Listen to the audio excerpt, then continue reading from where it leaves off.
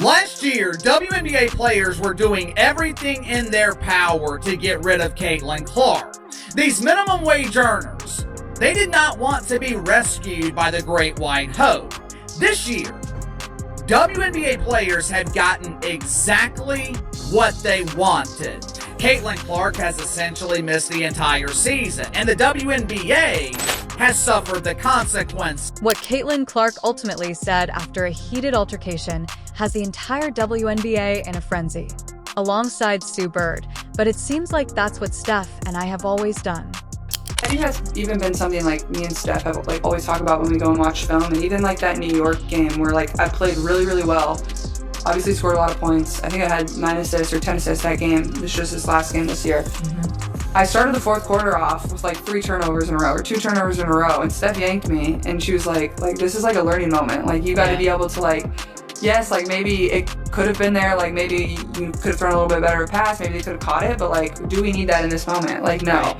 And then she subbed me back in, and there was a play where I kind of got a steal, and we're going in transition, and Kelsey Mitchell just takes off down the middle of the floor, and so there's 2 people kind of by her, and I literally go to grab the ball, and then I just dribble out, and I literally just start smiling so big, and I look at Steph, and I told her after the game, on film. Yeah, I'm you don't understand how hard it was for me to not. This is an open and sincere look at the difficulties she has been dealing with behind the scenes that Clark's story goes beyond.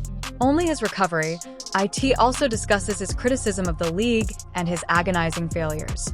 It's about perseverance, strength, and the battle to protect the biggest star in the game.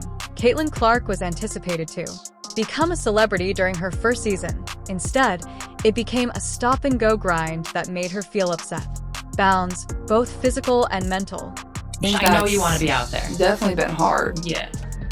Well, I'm gonna go to every road game no matter what, whether I'm playing or not. It's hard because obviously I do feel this responsibility of being out there and playing, and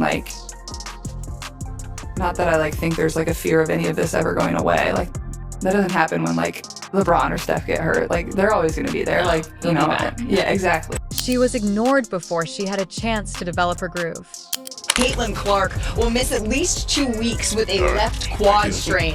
Wednesday's game at the Mystics will be the first game she's ever missed, college or pro here. That injury kept her out of action from May 28th to June 10th. Before her official WNBA career began, she had already participated in 5 games. She fought her way back, playing brilliantly and felt confident until the next setback. Throughout, she missed 4 more games. A left groin problem during the regular season. Unfortunately, Caitlin Clark will miss her 2nd straight game.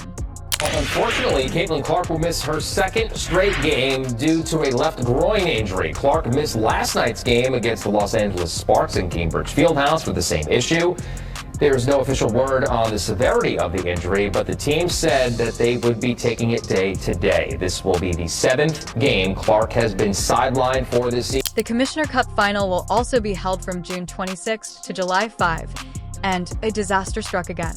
Just when she thought the worst was over, did I hurt my right groin on July 15, ESPN notes a fresh development this morning that. This morning, ESPN is reporting that Caitlin Clark has injured her groin for the 2nd time this season. Clark left last night's game in the final minute, holding back tears after grabbing at her leg. She just returned back to WNBA action after missing 9 games for 2 other leg injuries. Despite the apparent injury, Clark racked up 14 points and made 4 of 14 shots. That was the turning point, the fortitude, the optimism, the belief that she could keep on. Everything was tested. Clark claimed that the psychological toll was unlike anything she had ever experienced. She has never been absent from a game due to an injury at college. Nevertheless, she was pushed into Game 30 without the benefit of a training camp and had to put her faith in a body that consistently let her down. You do want to play. You want to give people something to cheer about or scream about, or, people spend so much time and money and resources to come and watch you play, and it's been cool to see people continue to show up, and for my teammates, whether they're fans of the Fever or just fans of myself, they're continuing to show up and support, and every return was accompanied by the same concern. Would it happen again? There was a lot of discomfort. To the body, Clark knew full well how her absence would affect the WNBA. The Indiana Fever were defeated 8-5. As she was playing, without her, they were a flat 9-9. There was a drop in attendance. The number of people watching TV fell. On May 17th, a massive 2.5 million people watched an ABC game against the Chicago Sky. Without Clark, their 1.5 million barely made an impact. The exterior. How do you have the patience to bounce back when you are aware that the league's numbers suffer without you? Sue Bird did not duck this one. Okay, so viewership and ticket sales are like up across the WNBA, and then and they're also, when you don't play, there's a dip, like a substantial dip. So how do does it impact your patience? You know what I mean? Like, you're coming back from this injury and you know this, everybody knows this, that when you play that changes. Yeah. I guess the better question is, how are you managing it so it doesn't impact your patience? Clark's answer was informative. After her most recent injury, she disclosed the text message her mother sent. You've been with the others for a long time, that it's time for you to look for yourself. I think early on with the first couple injuries, I was like, I need to get back. But I think my mom texted me after this last injury, and they know how hard it's been on me. But my mom was like, you've taken so much time for everybody else. You have to take time for yourself now. So just trying to do that the best I can too. It was a crucial time. She made the decision to put her health above the expectations of the league, the fans, and for the first time, her own competitive inclinations. But the moment that really lit.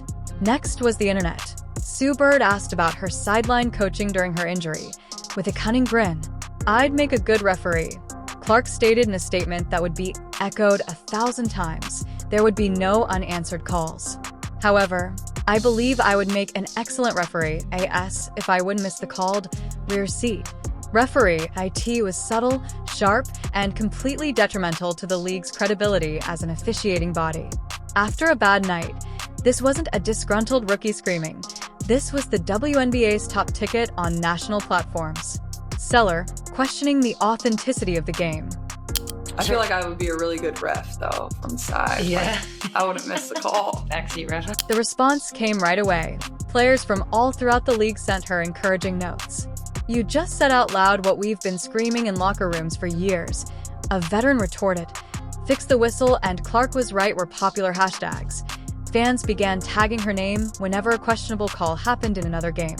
At the league office, executives were split. Others wanted to remove her and tell her to keep her thoughts to herself. Others warned that trying to quiet her would only backfire. There was more to all of this, which made her comments more powerful. The resistance to Caitlin Clark wasn't just putting up a fierce defense. Every time she had a possession, they were trapping her and using full court, applying pressure and engaging in significantly more physical contact than is typical, in contrast to her time in college, when the WNBA was a very different environment and she felt safer. Nor was it random. If you watch a lot of tape, there will be a pattern. One possession at a time. Teams were clearly wearing her down. Clark admitted that she was never subjected to the level of abuse that resulted in her injuries this year. Groin quad once again. They all act as a reminder of the actual expense. IT also raised an embarrassing question.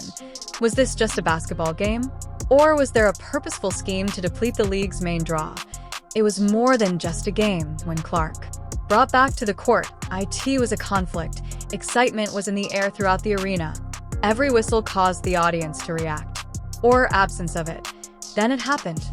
Early in the game, she made clear contact and drove aggressively to the hoop.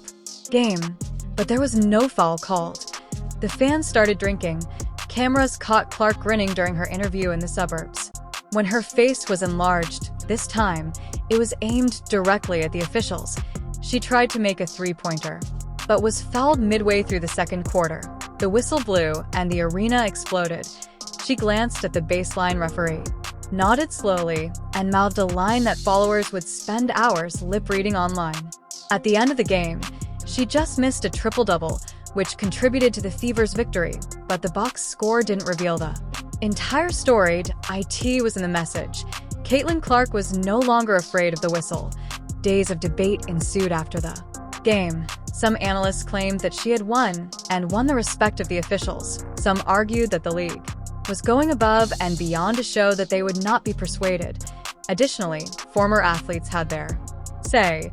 She is praised for her bravery in protecting the game. Others cautioned that it was dangerous to question official authority. But Clark remained calm in the spotlight. In her press conference following the game, she just said, "I just play the game. The others can talk about the rest. So, what are your thoughts? Is this a typical feature of a game? Or should the WNBA step in to protect its stars? Comment below. Furthermore, if you're still seeing, comment on Caitlin Clark's injuries." There's still hard moments, but like, I don't really care what people say. At the end of the day, like, I'm in a position where there's going to be, you know, criticism, and there's going to be people that love me. Like, that's what happens when you're playing sport at the highest level. Like, that's how it goes for everybody, whether you're a football player, basketball player, baseball player. Sophie Cunningham is more than just a basketball player. She is the star of the show both on and off the court. WNBA. Her climb to the top has also been nothing short of amazing. Sophie Cunningham came to the Indiana Fever in the offseason. She's been taking full advantage of every opportunity she's got. An opportunity on the court, balling. An opportunity to protect Caitlin Clark, did that. Off the court, endorsement deals. Off the court, advertisers are falling in love with her. We got Colin Cowherd saying, "Hey, Sophie, you want your own podcast?" Sophie Cunningham says, "Sure, I'll take my own podcast." And what has Sophie Cunningham been doing? People are taking notice of Sophie's transformation from a tough role player to the league's biggest star. And it all started with a few bold moves that nobody expected. Now everybody knows who Sophie Cunningham is. Everybody wants a piece of Sophie Cunningham. Her jersey is the #1 selling jersey in the WNBA. Sold out. Now, why is that significant? I'll tell you. Because her jersey surpassed the all-time woman, Caitlin Clark.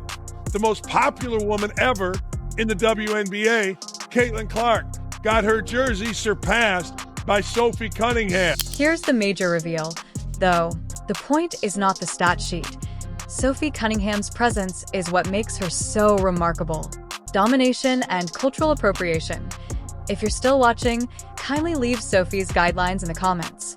So we are aware that you're keeping up. How can a player who doesn't score many points in a game become one of the most talked about players in the league? The answer is a blend of clever marketing, mindset, as well as change.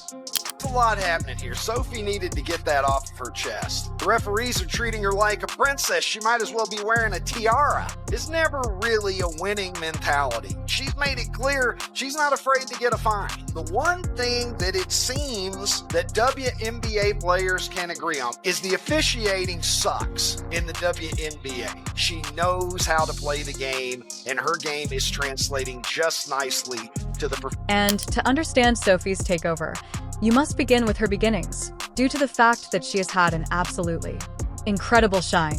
When Sophie initially joined the group, she wasn't well known for her striking clothes or viral videos. She was renowned for her grit. She would scrape for rebounds, beat the deck for loose balls, and offer that competitive edge that every coach loves. She has, however, recently gained notoriety for a very different reason.